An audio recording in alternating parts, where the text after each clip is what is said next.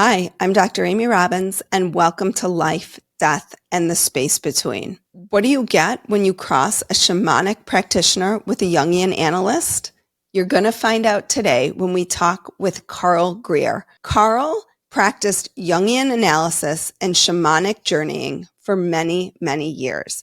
And today he brings us the wisdom of why those two modalities together are extremely powerful in healing. Carl practiced for 35 years. He has incredible wisdom. He's 85 years old now and went back to graduate school late in life, went through the analytic training program. And if you are a therapist out there listening to this, you know, you have some idea of what that entails. It is a huge, huge undertaking, but he did it and he practiced, and his wisdom that he shares about the intersection between Jungian analysis, Jungian therapy, and shamanism, and why those two are such an incredible complement to each other is very powerful. I love this conversation because Jung is someone that I talk about in my spiritually informed therapy training. And I think his work is one that has gotten silenced in the field of psychology. Maybe not silenced completely, but certainly quieted. And his work on spirituality and how he understands a lot of what you're hearing today in terms of shadow work and archetypes, all these things that are sort of making a reemergence and a comeback are really Jung's work. So Carl helps us better understand what that work looks like. And I'm excited for you to hear this episode with Carl Greer. We need at our table of awareness the logician, but equally we need the intuitive, we need the mystic. I almost died. I was allowed to go to the very precipice of death, of life and death, and look over the edge. And I was allowed to behold what was there and allowed to come back. Most people aren't. When we talk about being aligned with ourself or being aligned with our soul or hearing our higher self, that's really what we're talking about, is being connected to that divine part of ourself, that light-filled part of us that is connected to God energy, that is connected to everybody here and every experience we've ever had. If more doctors, more professionals can open up to use intuitive gifts in their work, that's really important. Hi, I'm Dr. Amy Robbins, and welcome to Life, Death, and the Space Between. I'm a licensed clinical psychologist and medium, and here we explore life, death, mediumship, near-death experiences, consciousness, and what it all means.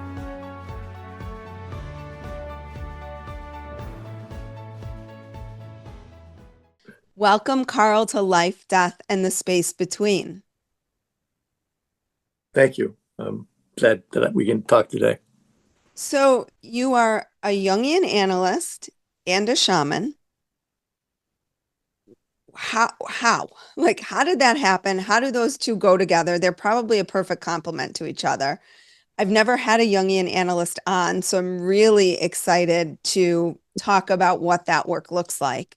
And my listeners will know why, but I just think Jung is where spirituality was at in psychology, and he got really kind of thrown to the side. So let's start with, like, how did you end up in the Jungian / shamanism space? Because I've lived a lot of years, I've been able to have a variety of different careers. And I'm 85 now, and wow, fantastic. Thank you. I was an engineer as I graduated college many, many years ago. Then I went to Columbia University and got my doctorate in finance and management, and stayed on their faculty in graduate school of business. Then I came to Chicago, was an entrepreneur, and involved running a business for many years. When I was 45, I wanted to do more with my life than what I had been doing. And I went back to the same school you graduated from, for professional psychology. It took me 8 years to finish because I was still working. And I finished in 93 and I got my PsyD and was a licensed clinical psychology, after that.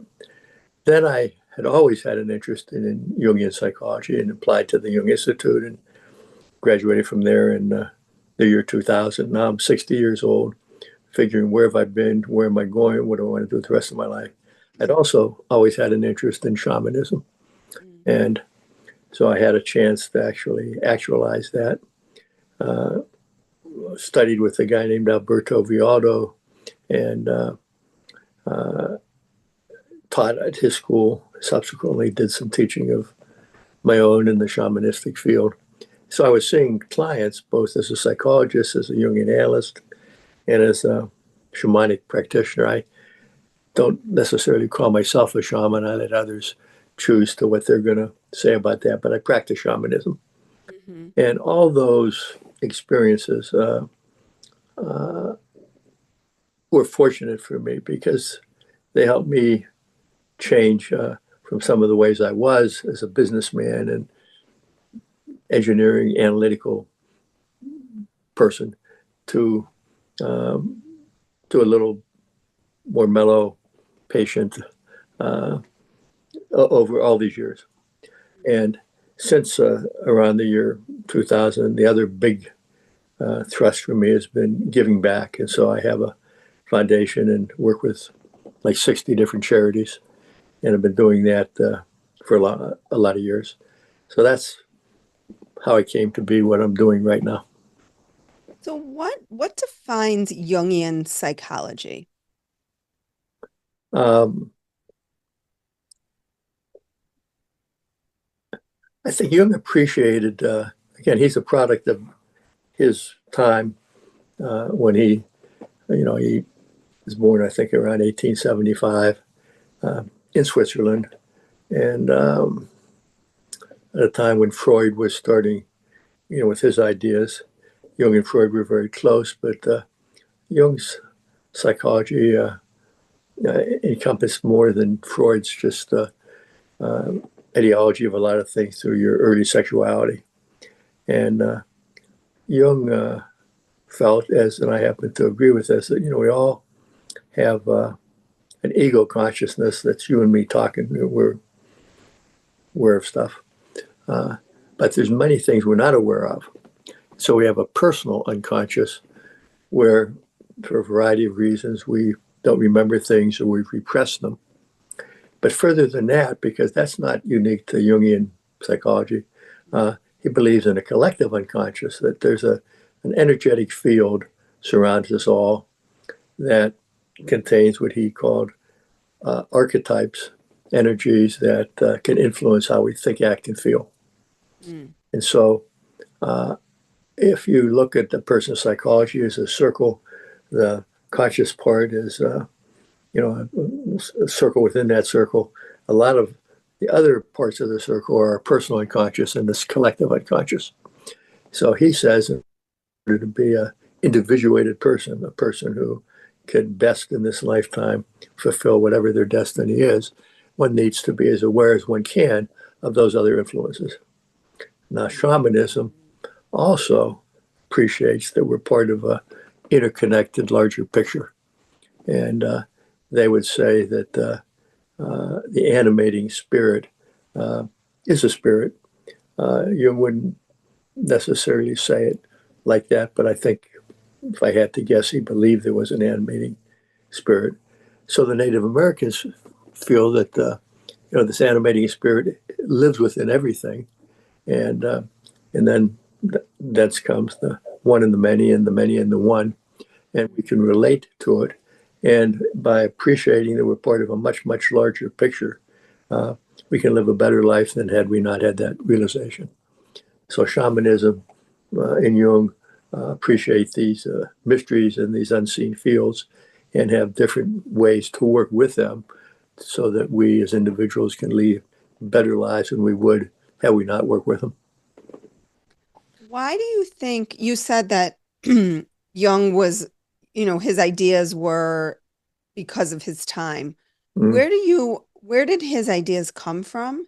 And why do you think he sort of got shunned from the more traditional Freudian psychoanalytic thinking of that time? I mean, they were good friends and colleagues, mm-hmm. and then there was this split, and mm-hmm. things tended to go more psychoanalytic towards Freud's thinking and away mm-hmm. from Jung's thinking.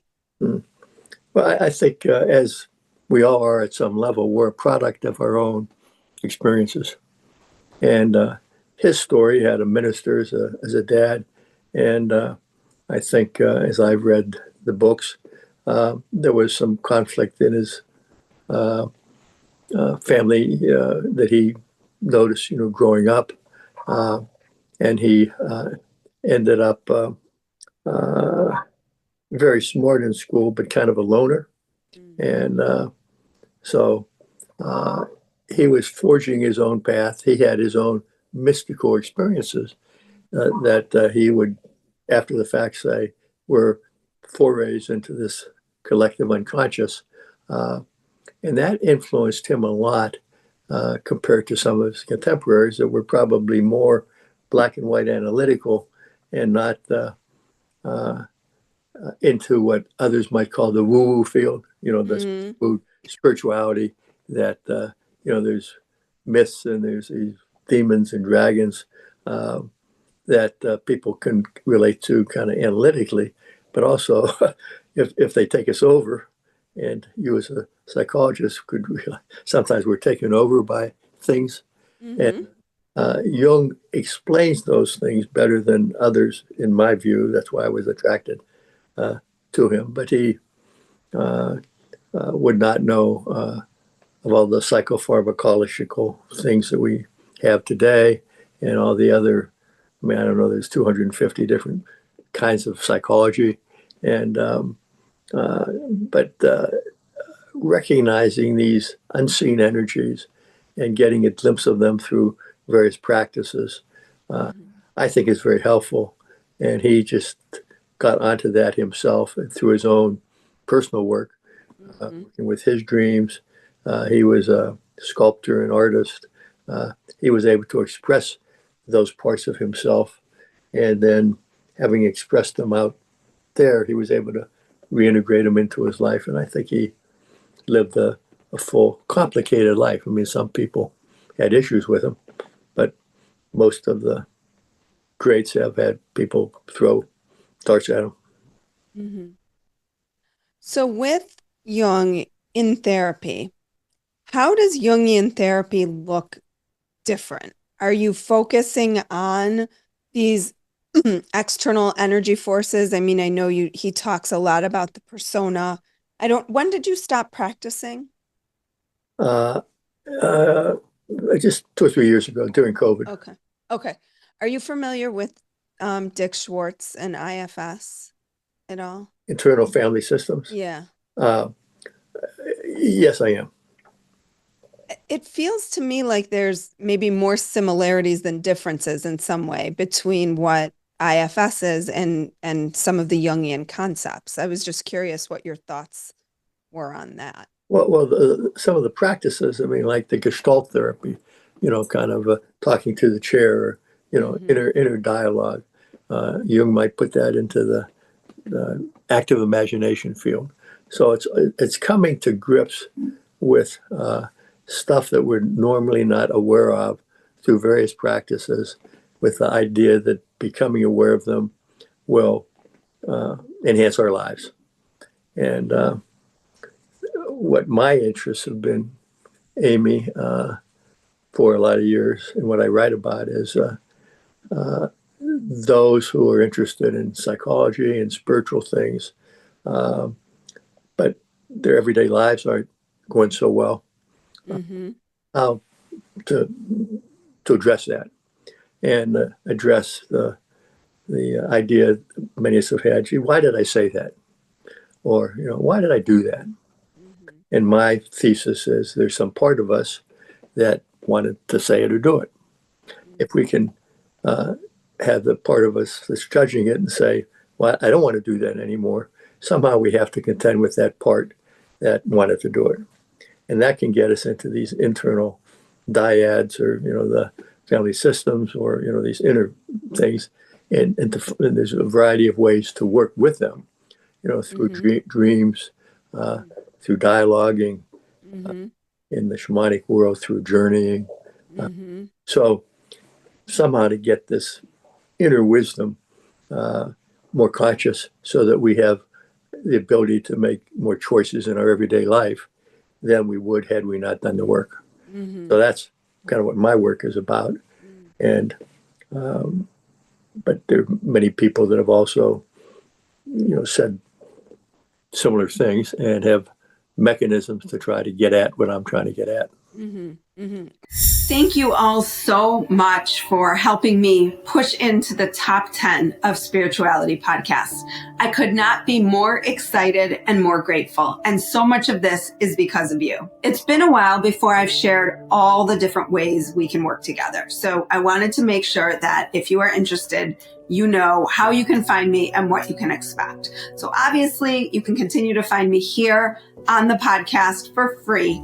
If you could rate and review the podcast, I would be so grateful. And make sure you're subscribed either anywhere you get your podcasts or on YouTube so you don't miss an episode. Also, I have an online community. All of this will be listed in the show notes. This is an excellent opportunity if you really value the podcast to support the podcast. I do all of the podcasts myself, other than these random dynamic ads that you hear placed in. It is completely self-funded, except for that and the help that I do get from some of you who are part of my circle community, for which I am so grateful. Every little bit helps me so very much. Other ways that we can work together. If you do not have my Essence workbook, you can get that online completely free. Just go to my website and sign up. This is my workbook. You get a meditation and a little bit of my course to tap into your essence. You can also find my Signs and Synchronicities workshop on my website. That is a workshop for you to learn how to better tap into your signs, your synchronicities as well. If you are a therapist and you are interested in my continuing education course on spiritually informed therapy, make sure you are signed up for my waitlist so you know as soon as that course opens again. We will be doing ongoing courses throughout the year, which I am so excited about. And this community of therapists that is coming into the space is such a beautiful, mindful community that if you are a therapist, you are going to want to be a part of.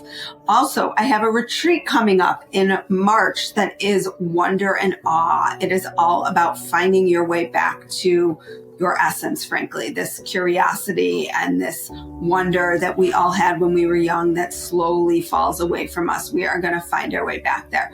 All of this information is contained on my website. You can find it there at dramyrobbins.com. But I really would love to see you, to work with you, and to connect with you. So please check it out. So what you're saying is it's just sort of a different toolbox that you use. Yes, it is. in terms of using kind of these Jungian principles, perhaps dream work, perhaps the archetypes and what they represent in terms of the persona and how you work with those elements to help the person more deeply understand themselves. Yes, but I think they're universal in that regardless of what psychological training one's had, one can always, when asked, say, "What's your story?" They have a story about themselves. That story may have many chapters. Your health, your relationships, your jobs, your sexuality, your relationship to money, to spirit, so forth. And then one can further ask, "Are you happy with your story?"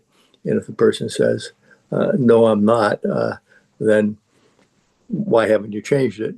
And then there'll be a lot of reasons. And if they want to change it, then psychologists, work with them and try to do various things so that the person is more free to live a different story that's more pleasing to them. And that's one way to frame what some of us do. And the techniques to do that, some of the ways people think about that, how shamans, not everybody thinks about the same thing as shamans, but there's ways to come to grips with parts of ourselves that we have hitherto not paid a lot of attention to, but by paying attention to them, we can access information and energy that allows us to make changes in our everyday life, which seems to be the goal of most therapies. So how do you see energy from the perspective of Jungian analysis versus shamanism? Like where, how does that fit into all of this, and what would that look like?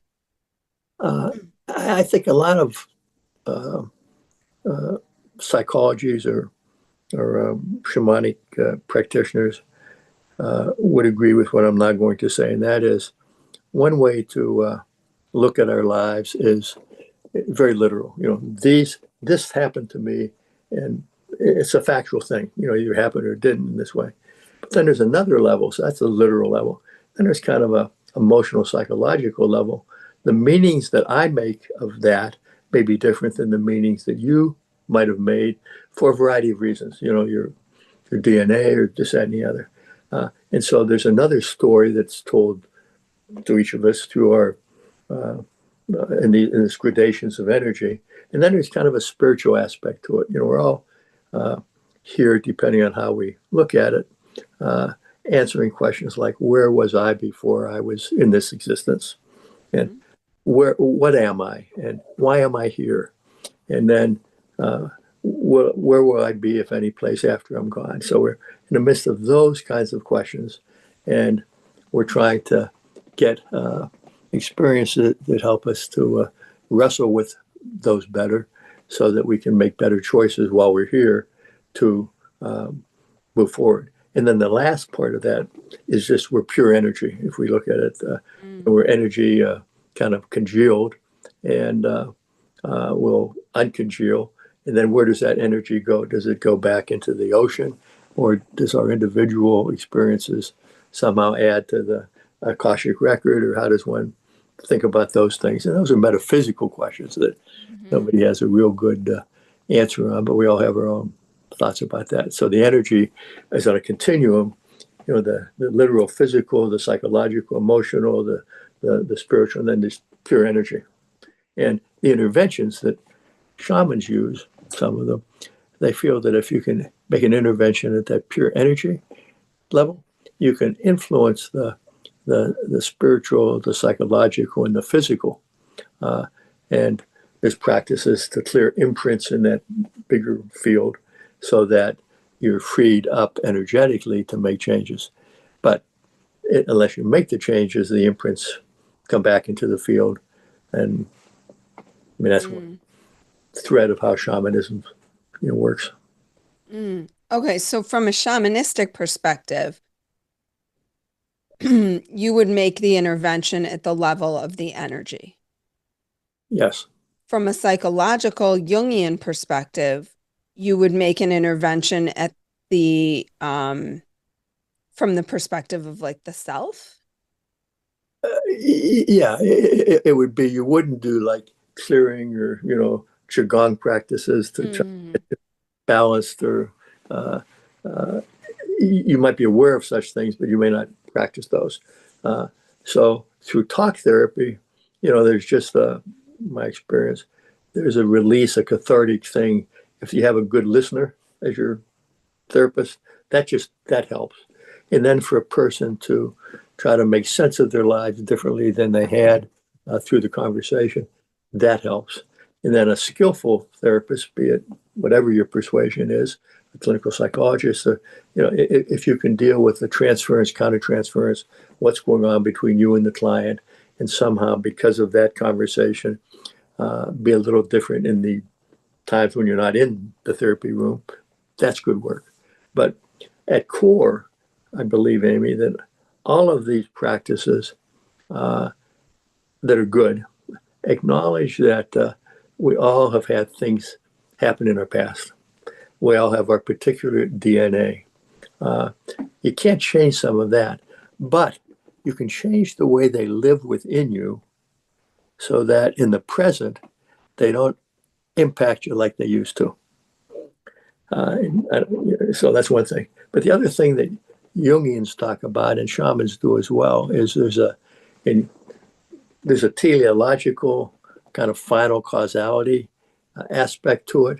We all have a future. I mean, that's tautologically true. We all have a future. And there's a probabilistic path that, based on a lot of things that have happened up until now, my future is going to be this way.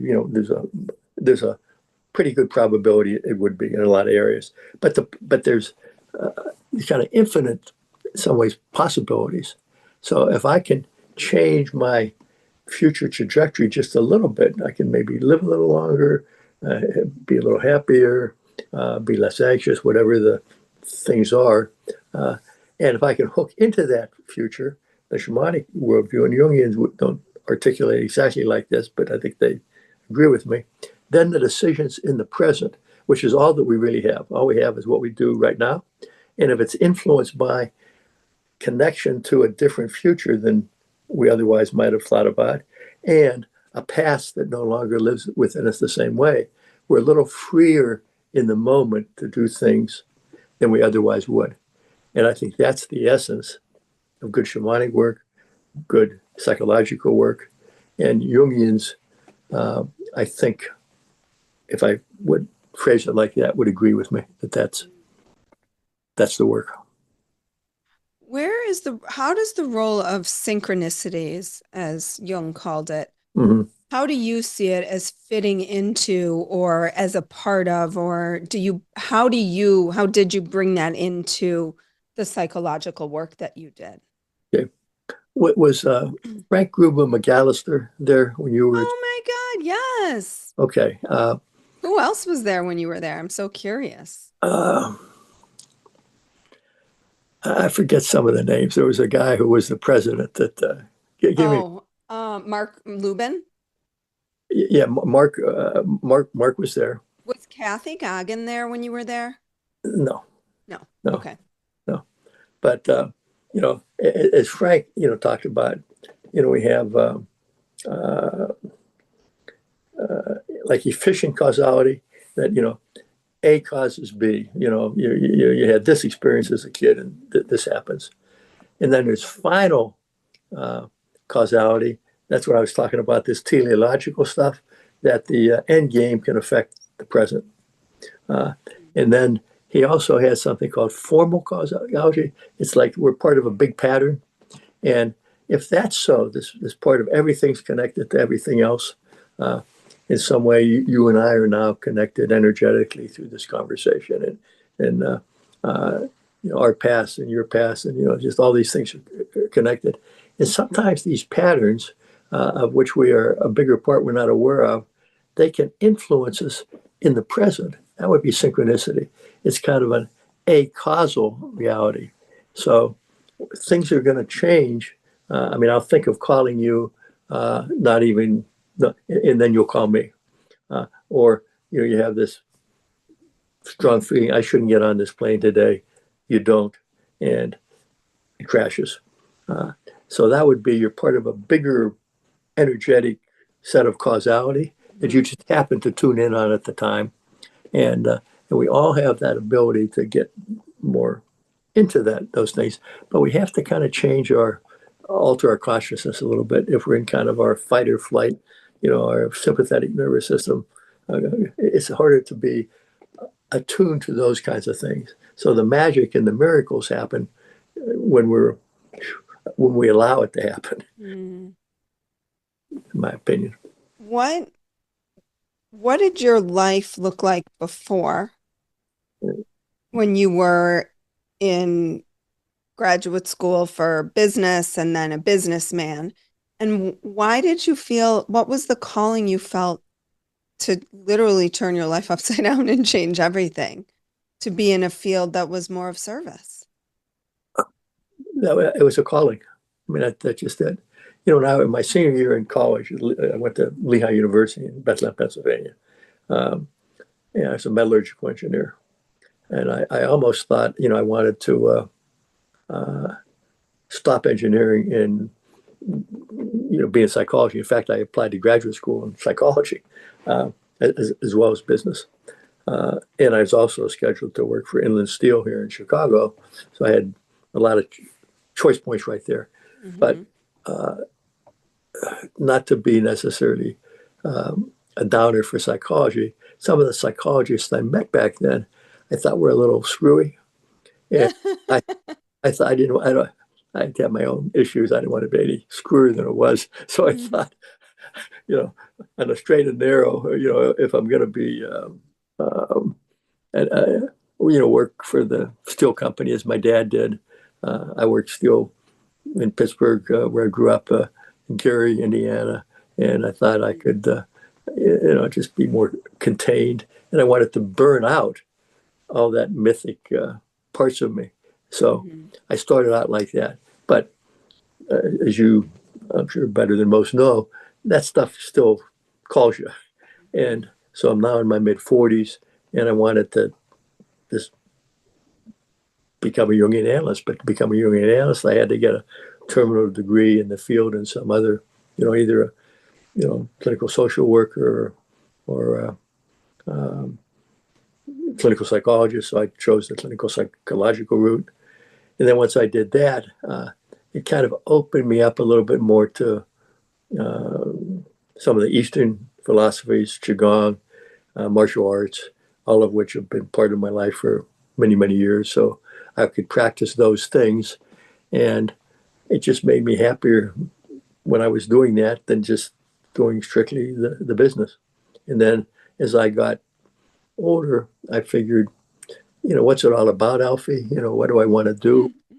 I've accomplished a lot, and I wanted to find a way to give it all back. So now I'm trying to give back, some of my teachings, but also whatever my resources are. And that's why I have a foundation and I give money to a lot of causes. So it was an evolution through that.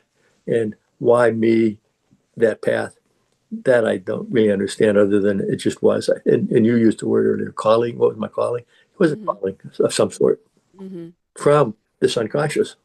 Right. Yeah. I mean, but it's just it's so unusual to hear of people, particularly I think people in the business world space, who often feel dissatisfied, but feel like they can't step out of that hedonic treadmill at times of like, Sure.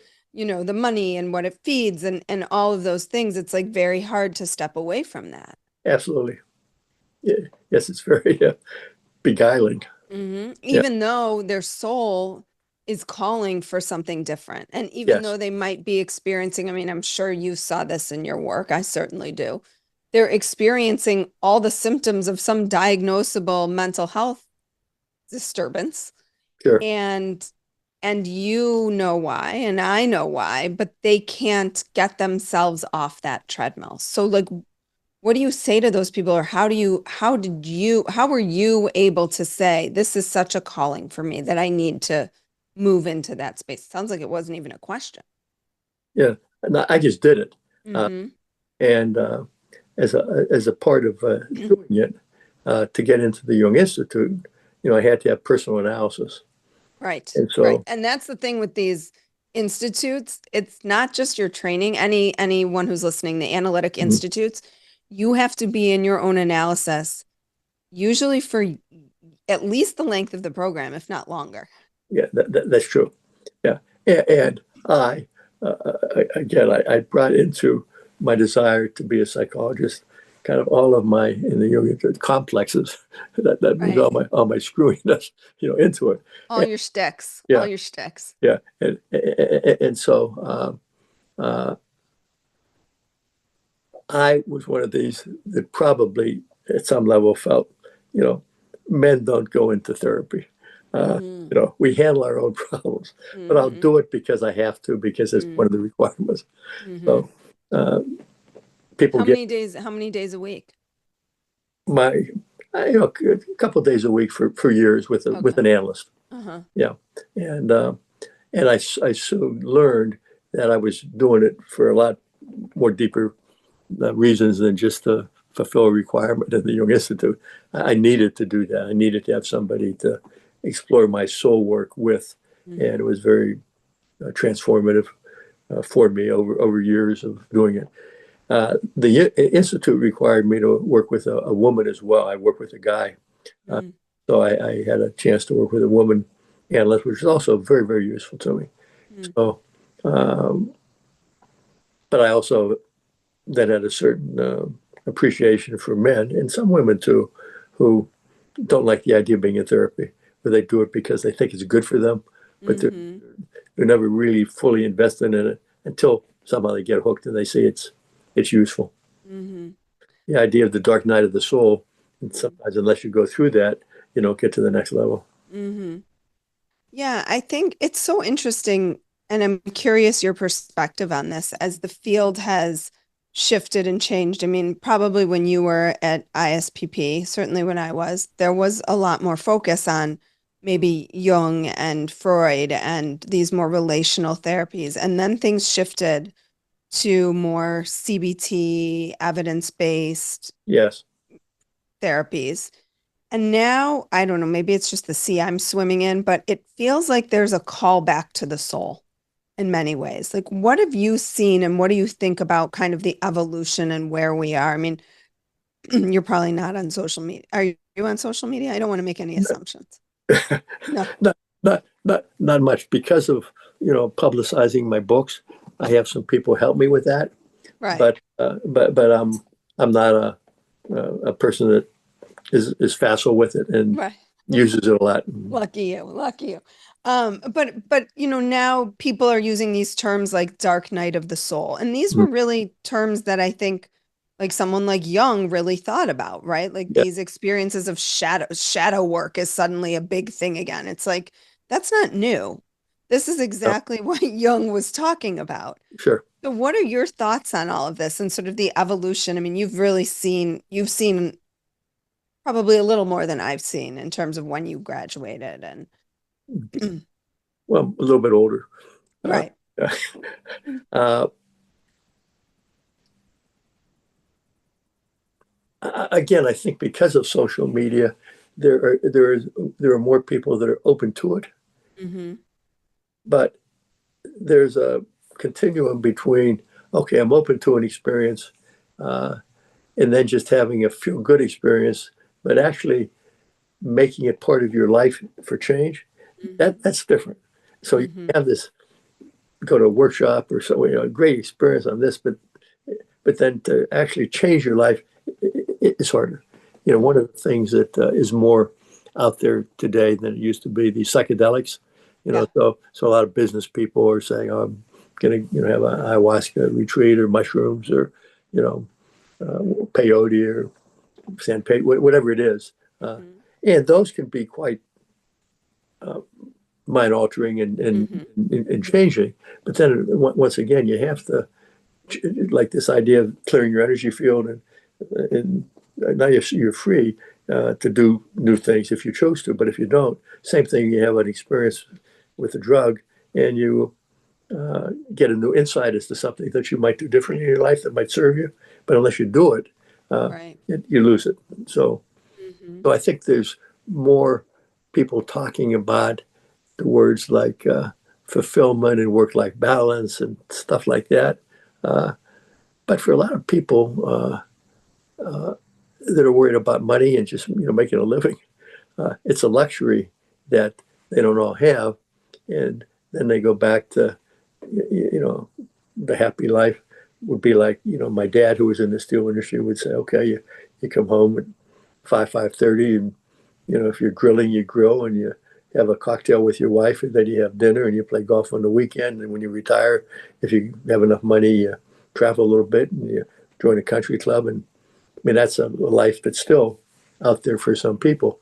And to do more than that, that requires money, a lot of times people today are worrying about money in some ways more than I recall, my growing up, even Mm-hmm. though in some cases they're making a lot more. But the idea of having enough money and worrying about it seems pretty prevalent in a lot of the circles that I know of. Mm-hmm. Right. Probably the people you've treated.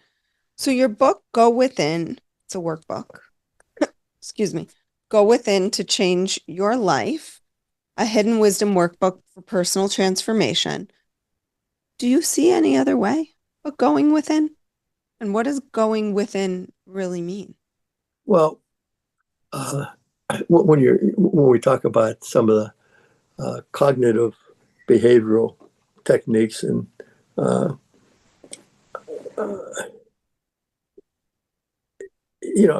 lot of people, I think, are wanting someone else to give them advice as to how to fix their lives. And they'll go to therapists or coaches. They have, plans to get better. You go to your physical doctor and, okay, doctor, tell me what I should do, what medicine I should take, or what I should do. I'm arguing that we have some inner wisdom that can help us. It's another source of information that in some ways is more unique to each of us if we can learn how to access it. And I'm saying, apropos of the family systems, a lot of different voices within us. One is an inner healer. One is an inner wise person. If we could access that, the parts of us like right now that are talking, our conscious part, we just have another source of information from which to decide if we want to do anything different. We can never get free of you and I have to make the choice with the information, but at least we have a different kind of information. And I never thought about it like that. Holy mackerel. And so I'm talking about accessing that in a variety of ways so that people have more resources to change if they want to. And so have, just to reflect on one's life in a regular way can be useful. The observer effect. And so I have journaling exercises. I have shamanic journeying. I have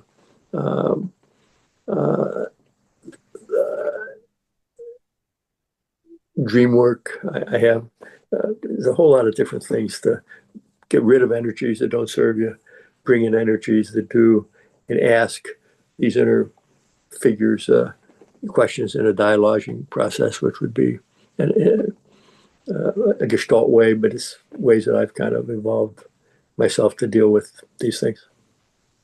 And where do you see, I know at the end of the book you talk a little about this, but where do you see spirituality in all of this? Does it feel separate or? No. Here, I think everybody, either consciously or unconsciously, has a creation story. Why are we here? What's it about? My own, these are some experiences I've had, in these realms. I think there is a place before creation, the place before this universe was created. I happen to have experienced that as pure potential. So it's a place of before an idea. So you're going quantum. Yeah, before the form of an idea, before the energization of an idea, but from which everything has come. Including all these worlds in this universe, but that place of pure potential, my belief, Amy, still surrounds us all every day. So that's the place that shamans and when people do miracle work, you're trying to cause your interaction with that energy to cause things in this reality to be different than they would had you not made the interaction. And I've seen enough of it that I believe that can be so.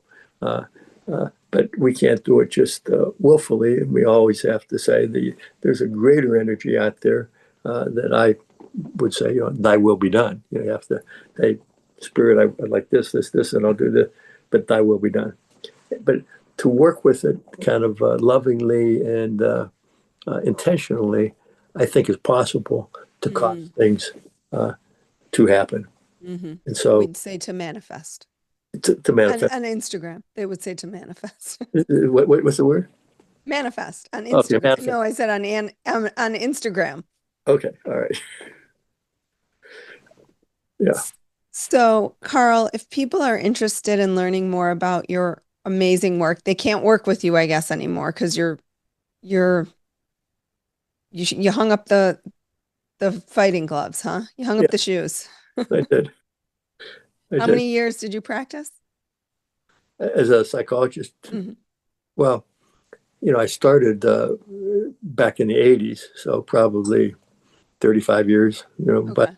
by the time I finished. And I still do an occasional, little work with some people that I've done stuff more of the spiritual shamanic work. But it all involves, you have to talk and you have to kind of understand what's going on, and you just can't do your rattle and then think it's going to, the rattle may be helpful in some ways or something, Right. but it's not the be all and end all. So if people want to learn about your work and your books, where can they find you? Maybe sneak in a shamanic journey. I have a website, Carl Greer, and I have books on buy at Amazon and Barnes and Noble, and